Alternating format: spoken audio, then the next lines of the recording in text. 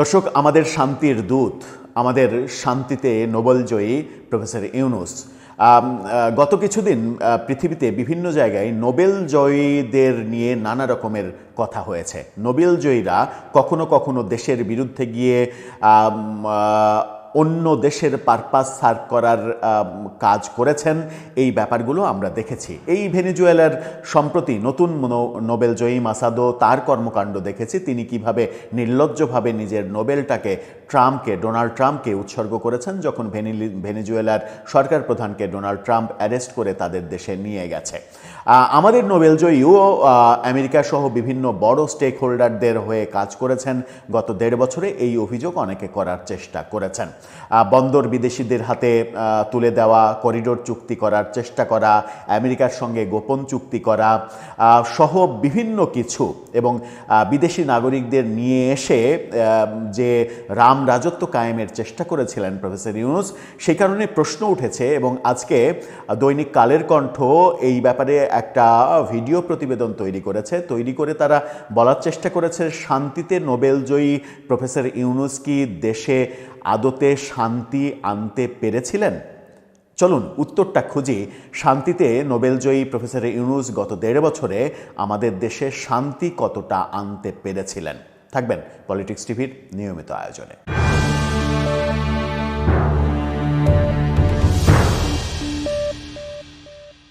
দর্শক, বলছিলাম শান্তির দূত প্রফেসর ইউনূস, যিনি বলেছিলেন দারিদ্র্যকে জাদুঘরে পাঠাবেন। দারিদ্র্যকে জাদুঘরে পাঠাতে গিয়ে বিশ্বব্যাংকের প্রতিবেদন অনুযায়ী নতুন দরিদ্র হয়েছে বাংলাদেশে 30 লাখের বেশি, কিন্তু বাংলাদেশের বেসরকারি বিভিন্ন হিসাব অনুযায়ী সেটা 1 কোটিরও বেশি হয়েছে।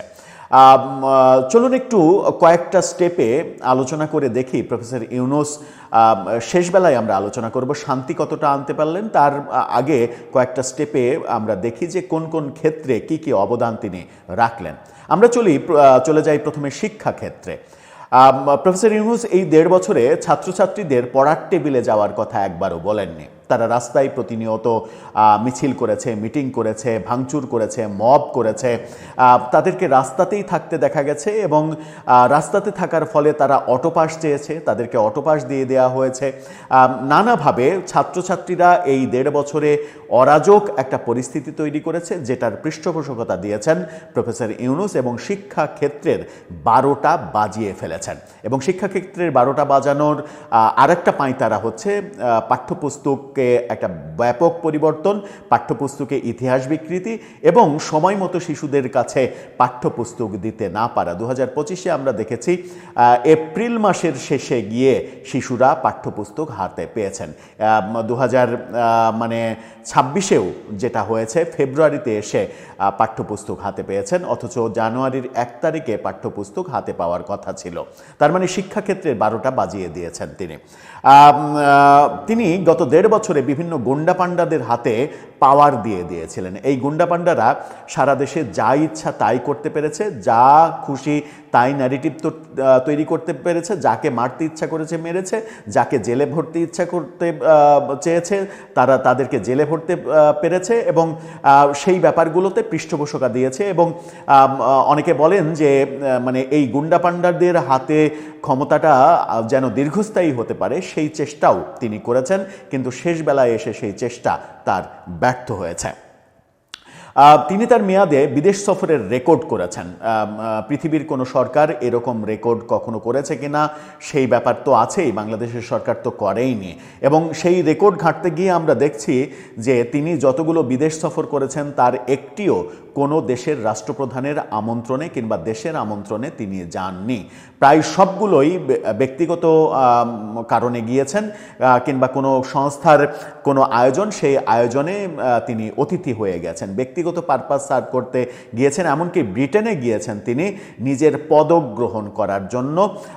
একমাত্র বিদেশ সফরের ক্ষেত্রে একমাত্র জাতিসংঘের বৈঠকে অংশগ্রহণ করা ছাড়া বাকি যতগুলো বিদেশ সফর করেছেন সবগুলোই তার ব্যক্তিগত পারপাস, এবং বিশাল বহর তার বিদেশি সফরের বিভিন্ন সময় প্রেস উইংয়ের বহরই দেখা গেছে 50-এর বেশি জন তিনি নিয়ে গেছেন প্রেস উইংয়ে। বেসরকারি বিনিয়োগে মবের মাধ্যমে তিনি অস্থিরতা তৈরি করেছেন। বেসরকারি ব্যবসা মানে ব্যক্তি খাতে ব্যবসা যারা করেন তাদেরকে মিথ্যা মামলা, হত্যা মামলা এগুলো দিয়ে তাদেরকে ব্যবসা ক্ষেত্র থেকে বিচ্ছিন্ন করেছেন, শত শত কারখানা বন্ধ করেছেন এবং বেসরকারি খাতকে অস্থির করে বিদেশিদের হাতে বিভিন্ন সম্পদ তুলে দেওয়ার চেষ্টা করেছেন। যেমন ডিপি ওয়ার্ল্ডের হাতে চট্টগ্রাম বন্দর তুলে দেওয়ার চেষ্টা শেষ পর্যন্ত ব্যর্থ হয়েছে। এছাড়া বেশ কিছু বন্দর তিনি তুলে দিয়েছেনও। এই কাজগুলো তিনি করেছেন, অর্থাৎ দেশ বিক্রির চেষ্টাটা তিনি করে গিয়েছেন। দীর্ঘমেয়াদে ক্ষমতায় থাকতে চেয়েছেন, এই খবর আজকে আমরা আরেকটা ভিডিওতে এটা নিয়ে মানে ডিটেল আলাপ করব।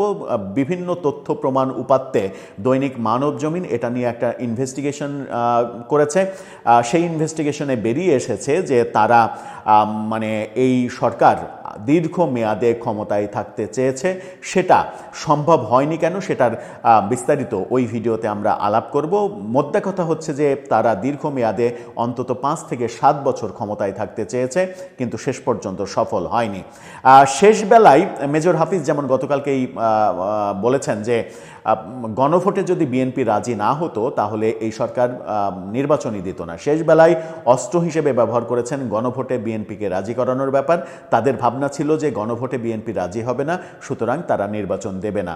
বিএনপি কৌশলগত কারণে গণভোটে রাজি হয়েছে এবং রাজি হওয়ার ফলে তিনি নির্বাচন দিতে বাধ্য হয়েছেন।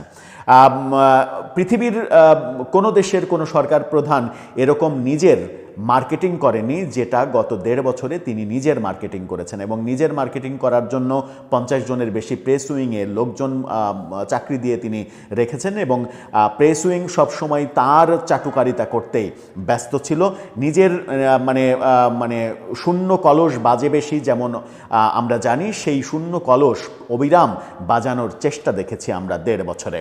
তিনি তার বিখ্যাত রিসেট বাটন পুশ করে মুক্তিযুদ্ধের ইতিহাস সহ বাংলাদেশের যত গৌরবময় ইতিহাস সেই ইতিহাস মুছে দিয়েছেন, যেগুলো আমরা স্পষ্টভাবে দেখেছি। মুক্তিযুদ্ধকে নানাভাবে কলঙ্কিত করা হয়েছে, মুক্তিযুদ্ধের ভাস্কর্য ভেঙে দেওয়া হয়েছে, মুক্তিযুদ্ধের নানা স্মৃতি মুছে ফেলা, মুক্তিযুদ্ধের ইতিহাস মুছে ফেলা, এবং সর্বশেষ তিনি মুক্তিযুদ্ধ মন্ত্রণালয়ের মাধ্যমে অন্তত 15,000 জীবিত মুক্তিযোদ্ধার ইন্টারভিউ বেসড একটা প্রজেক্ট, সেই প্রজেক্টের ইন্টারভিউগুলো ফেলে দেওয়ার সিদ্ধান্ত নিয়েছেন।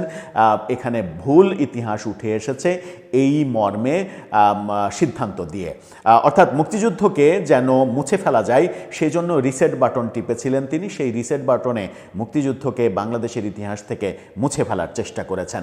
মেটিকুলাস ডিজাইনের থিওরি, তার এই ক্ষমতায় আরোহণ যে একটা মেটিকুলাস ডিজাইনে হয়েছে, এই মেটিকুলাস ডিজাইনটা যে তিনি নিজেই করেছিলেন, নিজে করে মাহফুজ আলমের উপরে চাপিয়ে দিয়েছিলেন যে মেটিকুলাস ডিজাইন মাহফুজ আলম করেছেন, সেটা শেষ বেলায় এসে একেবারে পরিষ্কার হয়ে গেছে যে এই তার যে বাংলাদেশের রাষ্ট্রক্ষমতায় আসা, এই রাষ্ট্রক্ষমতায় আসার পেছনে মেটিকুলাস ডিজাইনটা তার নিজেরই ছিল।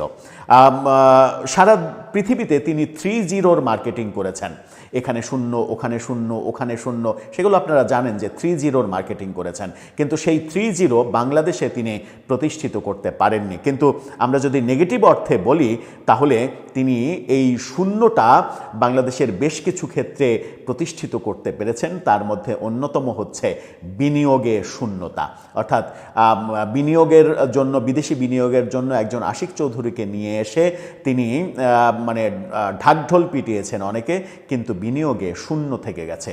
এই ক্ষেত্রে অবশ্য নেগেটিভলি বলাই যায় যে একটা শূন্যে তিনি সফল হয়েছেন। শান্তিতে নোবেল জিতেছেন তিনি, শান্তিটাই আনতে পেরেছেন কিনা দেশে, সেটা সবথেকে বড় প্রশ্ন। যে কথা দিয়ে শুরু করেছিলাম, শিক্ষাক্ষেত্র শিক্ষাঙ্গনের ছাত্রছাত্রীদের অস্থিরতার মধ্যে রেখেছেন, মবের মধ্যে রেখেছেন, সারা দেশে মব তৈরি করেছেন এবং মবের রামরাজত্ব কায়েম করে শত শত মানুষ হত্যার ঘটনা ঘটেছে।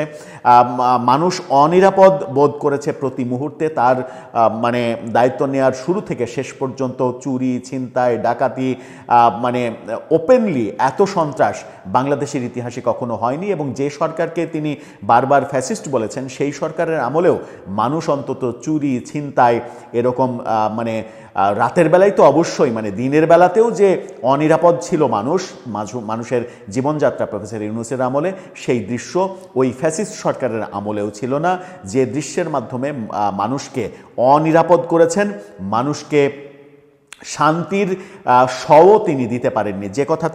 যে কথা আমাদের সেনাপ্রধান 2025 সালের 25 ফেব্রুয়ারি রাওয়া ক্লাবে ওই পিলখানা হত্যা ট্র্যাজেডি দিবস উপলক্ষে অনুষ্ঠানে বলেছিলেন যে মবের রাজত্ব কায়েমের জন্য মববাজদের কিছু না বলার কারণে সন্ত্রাসীরা এক ধরনের উৎসাহ পেয়েছে, এক ধরনের সাহস পেয়েছে তারা সন্ত্রাস করার। তারা বুঝে নিয়েছে যে সন্ত্রাস করলে কিছু হয় না, কোনো শাস্তি হয় না। এবং এই সেনাপ্রধানের ওই বক্তব্যের মাধ্যমেই আমরা ব্যাপারটা স্পষ্ট বুঝতে পেরেছি যে শান্তির দূত প্রফেসর ইউনূস, যিনি শান্তিতে জিতেছেন নোবেল, যদিও ব্যক্তি তিনি জিতেননি, জিতেছে তার গ্রামীণ ব্যাংক, এটা নিয়েও অনেক বিতর্ক রয়েছে। সেই বিতর্কে যেতে চাই না, গ্রামীণ ব্যাংক তো তারই তৈরি করা, সুতরাং সেখানে তার ক্রেডিট থাকবেই, এটা অস্বীকার করার উপায় নেই। সেই শান্তিতে জয়ী প্রফেসর ইউনূস এই দেশটাতে 1.5 বছরে অশান্তির একটা বিরান ভূমিতে পরিণত করেছিলেন। এই অশান্তি বাংলাদেশের 55 বছরের ইতিহাসে, তার আগের 54 বছরের ইতিহাসে কখনোই কোনো আমলেই এত অশান্তিতে মানুষ থেকেছে বলে মানুষ, যারা পুরনো মানুষ, যারা প্রৌঢ় মানুষ, বৃদ্ধ মানুষ, তারাও কিন্তু মনে করতে পারেন না, স্মরণ করতে পারেন না। সুতরাং শান্তির দূতকে বাংলাদেশের মানে ত্রাণকর্তা হিসেবে এনে আমরা এক ডালি, এক বুক অশান্তি পেলাম, যে অশান্তিতে আমাদের পুড়তে হলো। এখন প্রত্যাশা সেই অশান্তির সময়টা পার করে আসা নতুন সরকার, যে নতুন সরকার শুরুই করছে প্রায় লক্ষ 22 লাখ কোটি টাকার ঋণ নিয়ে তারা শুরু করছে, এবং প্রফেসর ইউনূস সরকারের আমলেই 3,10,000 কোটি টাকার ঋণ বেড়েছে, যেটাও মানে বাংলাদেশের ইতিহাসে নতুন একটা রেকর্ড। সেই ঋণের বোঝা নিয়ে নতুন সরকার যখন পথ চলা শুরু করছে, তখন তাদের কাছে সামান্য প্রত্যাশা মানুষের হারিয়ে যাওয়া শান্তিটা অন্তত তারা যেন ফিরিয়ে দেয়। দর্শক, আপনার মতামত জানিয়ে লিখতে পারেন আমাদের কমেন্ট বক্সে।